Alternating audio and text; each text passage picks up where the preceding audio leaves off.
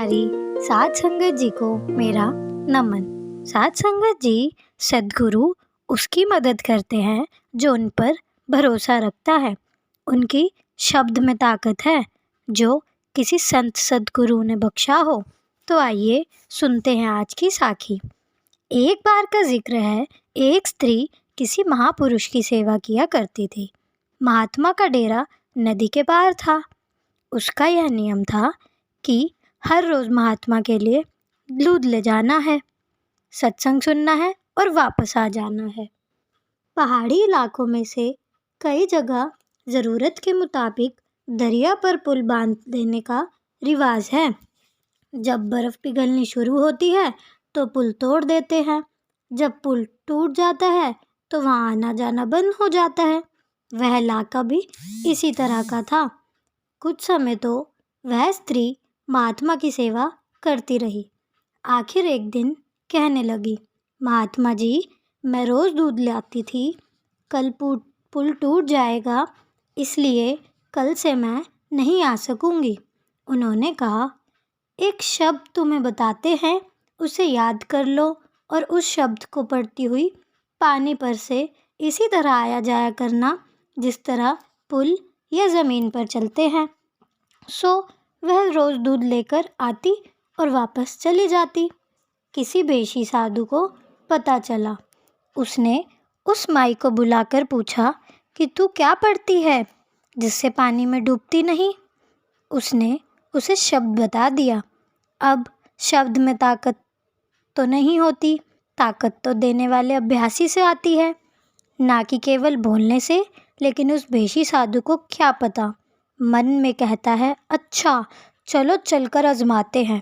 वह अपने शिष्यों की टोली को साथ ले आया। एक रस्सी लेकर अपनी कमर से बांध ली। शिष्यों ने कहा कि अगर मैं डूबने लगूं तो मुझे खींच लेना।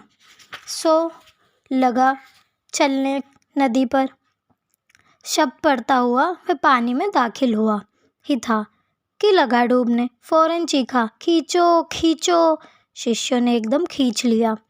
सद्गुरु उसकी मदद करते हैं जो उन पर पूरा भरोसा रखते हैं। उनके शब्द में ताकत है जो किसी संत सद्गुरु ने बख्शा हो। साध संगत जी, हमें भी चाहिए कि अपने बाबा जी पे पूरा विश्वास रखें।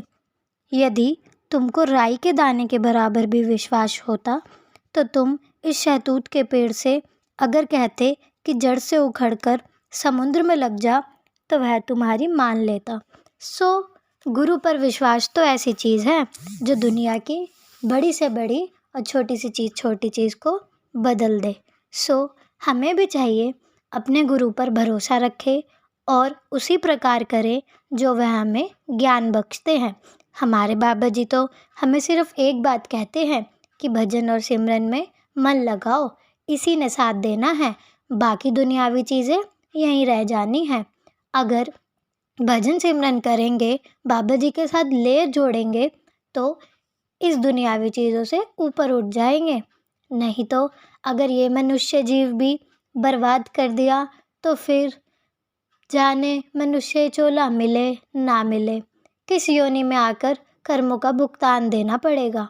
तो साध संगत जी, हमें भी चाहिए रोज़ बाबा जी के कहने के अनुसार भजन सिमरन में मन लगाएं और जितना हो सके मन लगाकर भजन सिमरन करें।